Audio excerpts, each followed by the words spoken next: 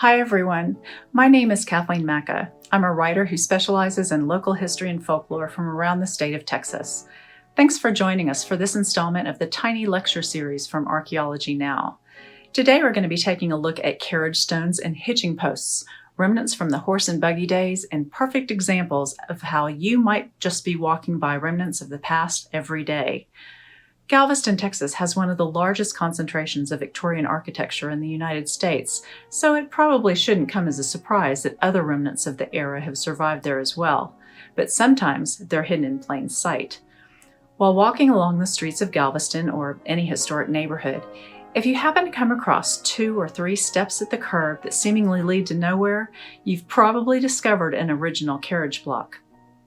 Also known as upping stones, these architectural gems are a reminder of the importance of horse-drawn transportation during a previous era. Before the island's mule-drawn trolleys were replaced by electric ones in 1891 and Ford's Model T arrived on the scene in 1908, residents got around mostly by foot or horse and buggy. The height of the carriage era lasted from 1850 to 1910, a time when carriages were as common as automobiles are today.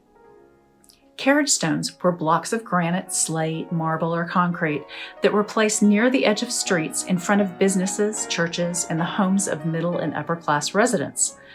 The original carriage stone and hitching post in front of the exquisite Sinsheimer residence of Galveston can be spotted in this antique photograph. Victorian men and women used the blocks as a step to assist in climbing in or out of their carriages or on and off their horses. Ladies who wore elaborate dresses found them especially helpful in boarding the carriage or mounting a horse side saddle without scandalously revealing their ankles by lifting their skirts. The raised stones also prevented ladies' and gentlemen's shoes from sinking into the mud on rainy days. The stones were usually cut at local marble yards or monument companies by stone cutters, the same way gravestones were. Sometimes people use the terms mounting block and carriage stone interchangeably, but there were distinct differences. Mounting blocks were simple in appearance and resembled a large stone or block of concrete designed purely for function and used for mounting horses. They were usually about 2 by 4 foot rectangles and about 12 to 16 inches high. The extra height allowed the mounting rider to take the strain off the stirrup to keep the saddle from slipping. It also made the mounting process easier on the horses' backs.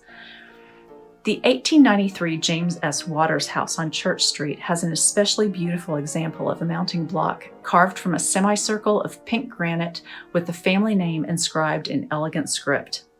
By contrast, the simple block on Broadway, impressed with the name W.L. Moody Jr., belies the fact that this was a carriage stop for the exquisite 1895 Moody Mansion. The hand-carved limestone block in front of the George Washington Grover home on Market Street may be one of the oldest on the island. It's now leveled with the grass and sometimes covered by it. Many of these stones are almost flush with the pavement now because the street levels were lower when they were originally placed and the stones would have originally sat much higher. A carriage step was a more elaborate version of a mounting block that had 2 or 3 steps, and it also might have had intricate designs and architectural details. As just with about everything else of that era, the more elaborate styles were a sign of status. In Galveston, the white marble carriage step that lies on Avenue N near 26th Street is inscribed with the name of a long-gone architectural treasure, the Ursuline Convent. One of the most attractive examples of this type of step on the island, it's adorned on the sides with curving scroll work. Families could also add their names to either mounting blocks or carriage steps to help identify the residences from the street. The Dealey name is still visible on the block in front of their former home. Many carriage blocks had hitching posts nearby, where a rider or driver could dismount the horse or vehicle and tie the reins attached to the horse's bridle to the post with a hitch, which is a type of knot or tie. The post would then keep the horses from running loose through the streets and make sure they were there patiently waiting when the rider returned. Although most early wooden hitching posts have decayed or been lost to weather or other mishaps, Galveston is fortunate to still have dozens of cast iron versions. Hundreds of iron foundries made decorative hitching posts in the 19th century in the US, but the three biggest manufacturers were J.W. Fisk and J.L. Mott of New York City and Robert Wood and Company of Philadelphia. The Norwich Iron Foundry in Connecticut and the Starbuck Foundry and W.J. Putnam, both of New York, were also popular. The majority of hitching posts don't have a maker's mark to identify their origin, but those that do can usually be found along the base or the side of the post.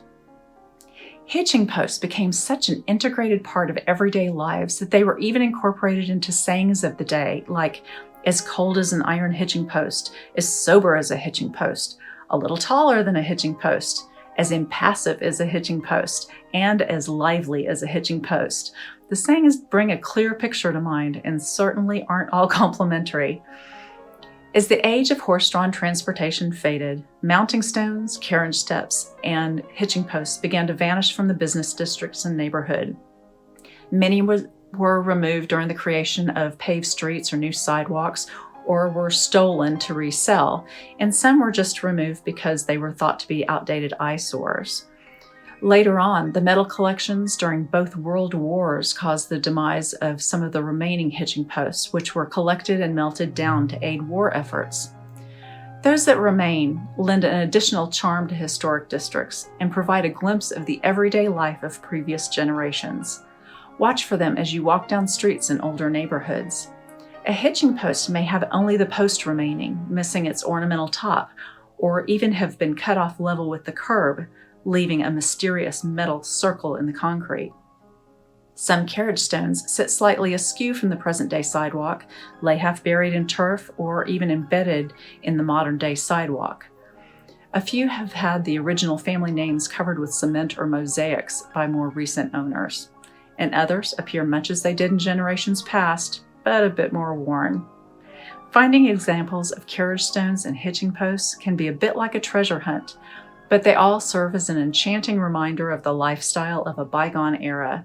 So I encourage you to slow down on your next walk through a historic neighborhood and look for things that remain from long ago that give clues to how our ancestors lived.